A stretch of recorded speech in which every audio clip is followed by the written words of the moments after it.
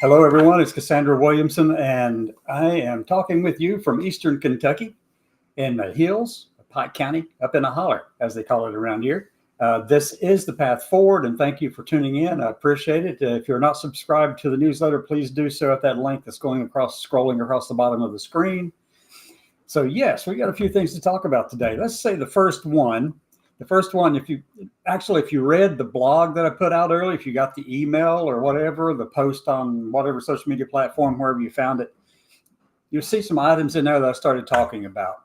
The very top one was Pete Hegseth, Secretary of Defense, and Waltz and the VP, all these people in this Signals chat, which is unsecured and not authorized.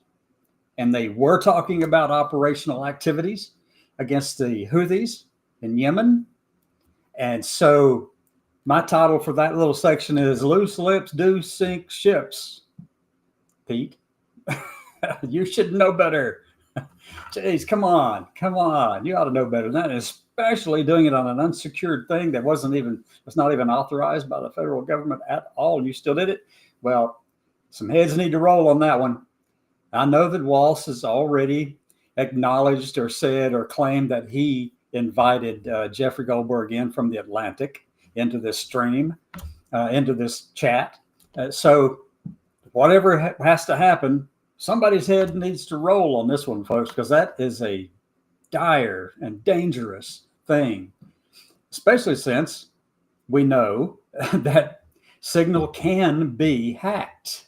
Yes, it can be. It is more secure than a lot, but it's still hackable. And here's the other big news for the afternoon, and just something I saw this just moments ago, actually. I'm not sure exactly when this meeting actually occurred, but the White House has asked Elon Musk to investigate this incident with Signal's app. Geez, it just gets deeper and deeper, doesn't it? Oh, my God. So, yeah, one big fire to put out on operational security. All right, that's the first thing. And people are going to say, no, it's what about this? And what about that? And what about Hillary? And what about, all the people who were the 13 soldiers who were killed when we were pulling out of Afghanistan, all that. What about? Well, no, I saw someone actually post that today or yesterday maybe. And they said, no, it's not about what? And I said, I replied back, yes, what you just said is what about ism? What about this and that? No. What happened with the Signals? I'm calling it the Signal Gate episode, and I'm sure others are calling it that too. I'm not sure. But Signal Gate was a colossal and monumental failure of operational security. That should not have happened. And especially whoever tied in Jeffrey Goldberg from the Atlantic. He's editor-in-chief of the Atlantic, a journalist. Yeah, you just put the Atlantic way up there. Everybody was talking down about the Atlantic. Well, now you just brought the Atlantic back. And Jeffrey knows that. He's very appreciative for this Signals chat inclusion. Okay, that's a big thing. All right. So I'm going to go over to a blog here and pull this thing up, and I'm going to share this screen just really quickly with you if I can find where I am up here again. Go back over here. Okay. All right, so I'm going to share a screen real quickly, and I'm going to just do it from the blog, and we can talk directly from there, okay? Because it kind of gives me my talking points, and you can put stuff over in chat too, and it'll display hopefully where I can see it. And I do want to say thank you to everyone who, if you take the time to comment on here, and I don't get to you, it's not because I don't want to get to you, it's because I've got a lot to say in a short period of time. And I hope you can forgive me for not replying to your comments over in the chat. But I do try to catch them. And I've got a friend who reminds me all the time, hey, you got to go talk to the people in the chat. And I'm going, I am. I'm just not doing it in chat. Anyway, I hope everyone understands that. But I do appreciate you and all of you who are on here with me. And yeah, I'll try to keep it a little light with a little bit of levity involved in all this because my goodness, it'd be so easy to fall over into the pit of depression and anxiety and worry about what's going on in the federal government, okay? So let me share a screen here really quickly, and we'll just jump right over into that, if I can find it. Where's my blog? Yeah, where'd it go? In-person changes. News, commentary. Oh, it's at the top, hidden. Okay, so this is from my website, www.cassandra-llc.com. Go there, click on the menu button. You can see the menu button gives you these options: home, blog, subscribe, or make a donation. Go there, check that out. And then you can, sign in there, sign up. Let's communicate. I do communicate frequently. So anyway, so the first thing is I created this little image by AI, loose lips sink ships. And I just thought that was hilarious, given that it's nothing but a big face with lips sinking the ship. And there's a lot to that. Okay, so the first thing, I did talk about this with the signal gate. It needed to be addressed. I talked about that. We discussed it. The next thing I want to jump into, we're going to move to another topic. It's talking about Social Security. Okay, there are a lot of changes coming to Social Security. We know that Doge and Elon Musk and his team and the Social Security leadership now are closing 18 of their offices around the country. We know that if you're going to be applying for benefits after April 1st, you'll have to do it in person or set up one of those ID Me accounts that connects to socialsecurity.gov at ssa.gov. I've got that ID thing. You can go in and upload all that information that they want securely through there. And yeah, I'm using securely loosely, but hey, that's what they're using. VA uses it too. I use it all the time with VA.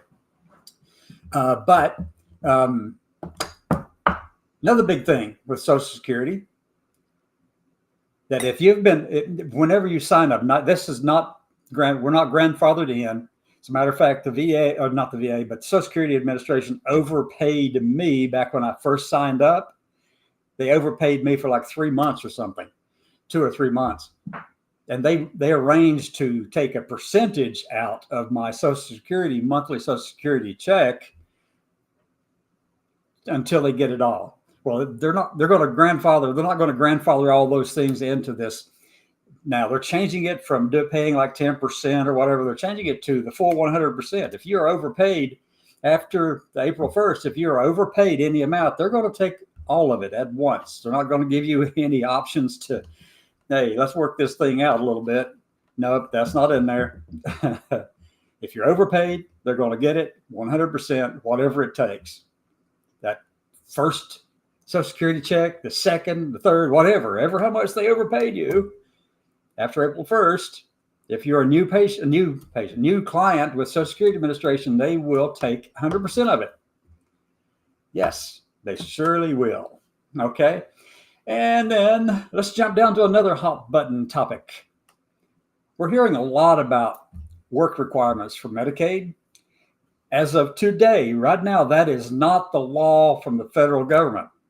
States, however, can do that. So what does that do? Most of these states are actually setting it up like this. If you receive Medicaid, and that's the people in the state who are the neediest, usually, and you're under the age of 65 and over the age of 19 and you're able-bodied, then they have a work requirement associated with that Medicaid payment, which is fine. That's fine with me. That's fine with me, but it's going to be a big shock to a lot of people. Now, my sister, who is disabled, is 55, but she cannot work. But if they come here trying to tell her that she has to go to work, she's going to look at them like, what'd you say? What? And I still have a big fight on my hand over that one. So anyway, some big changes to Medicaid. Okay. Now they haven't done it at the federal level, but there are quite a few states now who have done this. Okay. A lot of states have done it. So get ready. Somebody in the House or the Senate is going to put in a request to include a work requirement for Medicaid. It's going to be there. And if this administration gets his way, then that's going to go ahead. It's going to make it all the way to the president's desk, and he will sign it. So, even though I don't have a problem with it, as long as those are the conditions that must be followed, if you're able-bodied, go out and get a job. If you don't already have a job, that's the other catch, is if you don't already have a job, how they're going to determine all that, I guess. They've got ways to do it. I hope they do. But it's going to hurt a lot of people initially as you start working in this process. It's that turnover. It's that initial period where everything just gets really chaotic really fast first, like the first couple of months here that Trump has been our president. Like that kind of chaos. All right, so the next big thing I wanted to talk about, and I'm going to stop sharing for a minute, and I'm going to put these on the screen so that you can see them. All right. First, these happen to be trans. These people, I'm going to list, there's 3 of them. And this is Landon Shemek, Staff Sergeant, U.S. Army Reserve, top 10% at Warrior Leadership course, trained in Japanese Self-Defense Force, and in the film Breaking the Silence, happens to be trans. That's one of our soldiers that they're wanting to kick out. Stupid. Next, and I'm not even going to attempt to pronounce the last name, is Tyla, Airman First Class U.S. Air Force, created the Base Spiritual Resilience Team. Repair and Enhancement Program expert, helped 3 airmen avoid suicide attempts. Yeah, that's good. Glad we have people like that in our active duty Air Force. But, they don't like us. Anyway, next. Serena Smith, Petty Officer 3rd Class, United States Navy. 2 achievement medals in 9 months, performed for 3 million Americans, played musical honors for the fallen, happens to be trans. Okay. So look, trans people are all throughout the military. They've been there for ever and ever and ever. They found ways to be in. They weren't always called trans. They weren't always called transsexual or anything like that. They just happened to be people who wanted to get in and serve their nation. But certain patriarchal systems in place at the time prevented women from going into the military and serve actively. Think of Albert Cashier with the U.S. Army during the Civil War. He went in, trans, in today's terminology, a trans man. He went in and lived and did honorably served, did everything that he's supposed to do, got out, received the care and all that kind of stuff as Albert. And then when Albert got sick, they found out and they tried to strip away all the care and stuff, all the funds, that they were giving him. But then they decided to continue doing it because he was an honorable soldier. Jeez. Anyway, so this stuff is around in our history. We just have a tendency to forget it, ignore it, or not even hear about it. Okay. So let me go back to my other screen back up here at the top. I see a chat thing down here in the bottom. And let me see, Junia, let me go ahead and get yours up here really quickly. Show. All right. Junia Childers from down in Sweet Home, Alabama. Junia, I didn't know you were 62. Shoot, I'm older than you. Anyway, currently under cancer rehab, have talked to Social Security Administration. They have said that I'm not required to file for work because of the lack of stamina. Good. I'm glad you talked with them. I've got another friend who is watching this show right now who has been unable to reach Social Security to even set up that first appointment because she's worried about all this too. And we know it's coming. We know it's all out there. And I'm glad that you are taking care of that and you're moving forward and taking those steps to make sure you're going to be all right. And that's good. I'm glad. Okay. All right. So anything else y'all want to talk about? Because I've only been at it for I don't know, how long? Can't tell. 15 minutes. I like that. So anything you would like to bring up, put it over in the chat. I don't mind taking a few minutes and talking with you about whatever it is you would like for me to discuss. There are a number of things out there. Let me go back over to my, where's it at? Blog. There we go. Oh, yeah. Okay. I'm going to talk about a couple other things. There are.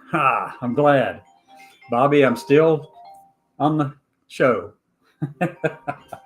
Okay.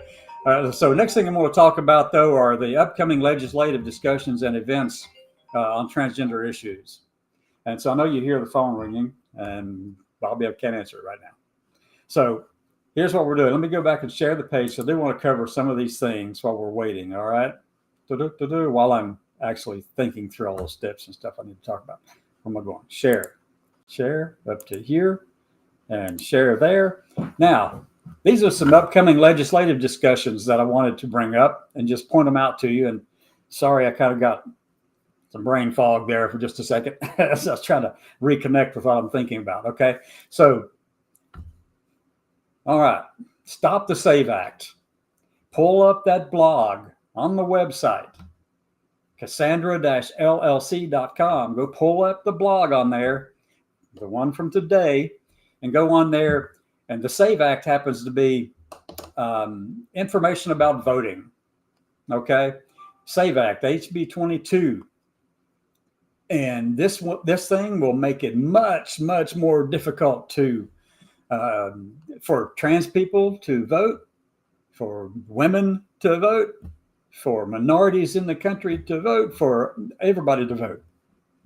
It goes after everybody, okay? It makes it much more difficult for people to vote. So if you click on the link, go to that blog and click on that link, it will take you to a page where you can put in your information and it will send a message directly to your legislator and tell them that you oppose this or support it, however you want to do that. But I'm encouraging opposition. Okay, next thing on that, go check the blog out. You can go look at Arkansas Bill HB 1668. And it was referred to, the last several days, it was referred back to the author or the original sponsor for this bill, because they wanted to make sure that they wanted to give it every opportunity to pass constitutional muster. But this bill, internally within the bill itself, and what they're going to use as a public-facing title for it, Vulnerable Youth Protection Act. It seeks to create a private civil action against social transition of youth. Think hair, clothes. They're trying, right now they're trying to correct it to make sure they can pass constitutional scrutiny, but that's what they're trying to do in Arkansas. That's that bill in Arkansas. Okay, and then jump down into Texas. Texas Bill HB 3817. It makes a felony offense out of gender identity fraud. This morning, today, it was referred to the State Affairs Committee in the Texas legislature. We don't think it's going to be able to come out of committee, but it could. If it comes out of committee, goes to the floor, we think they will be defeated on the floor, but just know that these things have a tendency to come back up next time around after they get enough people riled up about it, okay? And this coming Monday is Transgender Day of Visibility. If you can, that's fine. I'm out in the public all the time.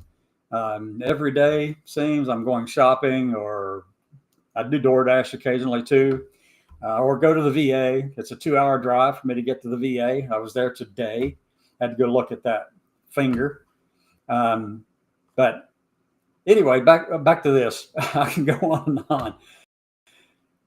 Also on Friday, this coming Friday, March 28th, Minority Veterans of America, Out in National Security, the Pink Berets, and Transgender American Veterans Association, as well as Black Veterans Project. And there's another one, I don't recognize the symbol. That might be the Black Veterans Project symbol. But they're going to be doing something at McPherson Square in D.C. at 10 a.m. Friday. If you're in the D.C. area, try to get there and support that. That's minority veterans, okay? It also applies to active duty military if they are free to be able to go to it. Or anyone else who is supporting of minority people in the country, of minority veterans in the country. Just be there. It's billed as a nonpartisan event because minority veterans and Transgender American Veterans Association are not action committees. They are nonprofits designed solely for educational information and that kind of thing, but not taking a political stand. So they have to be really careful. So this is a nonpartisan thing, all right? There will be no political speech here, I hope. I don't get in trouble over it all. But anyway, so if you're in DC and you can get there, go to it, please. Be a part of it. I can't. I got too much to do here in Pike County, Kentucky. All right, so let me stop sharing and go back over to the screen where I can see myself and you.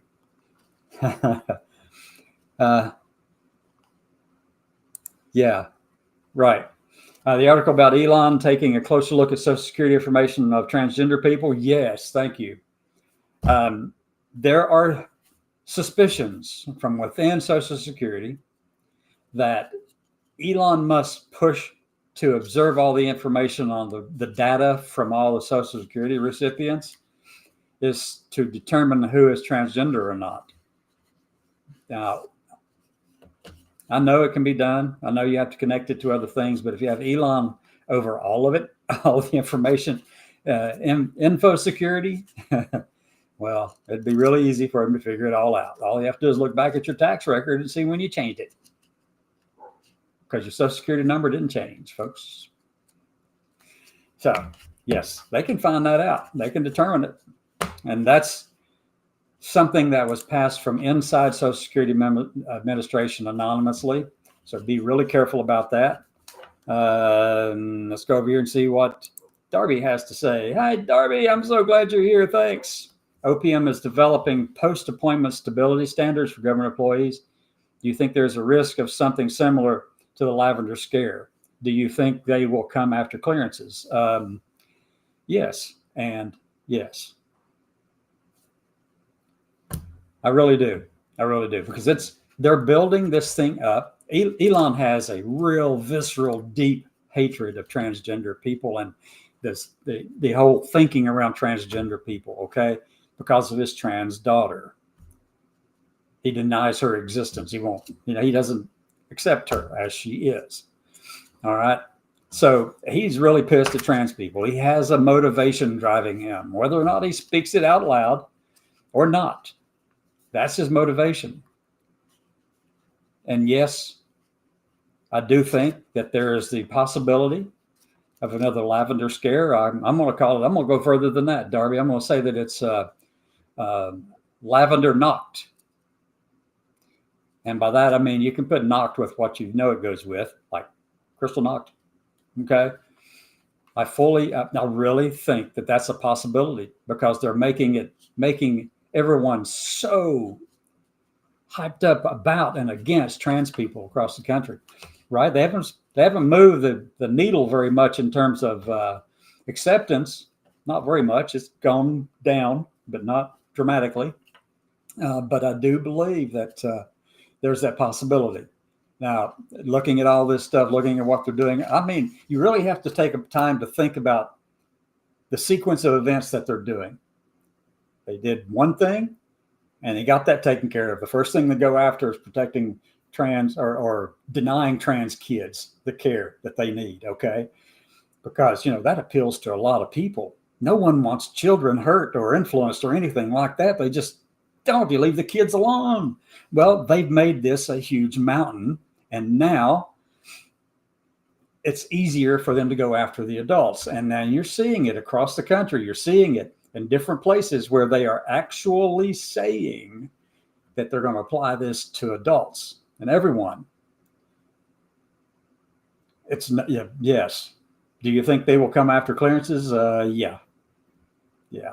They've shown they have absolutely complete disregard for security clearances and who would have them, particularly in a political vendetta kind of way. I mean, just look at who's been stripped of their security clearances. They're all politically motivated. Anyway, with that, I want to thank everyone. And Darby, thank you for being here tonight. You all have a great evening. It's 25 minutes. I went a lot longer than I hoped to go. Have a great one. Come back tomorrow evening. We'll find something else to talk about. There's always something new every day.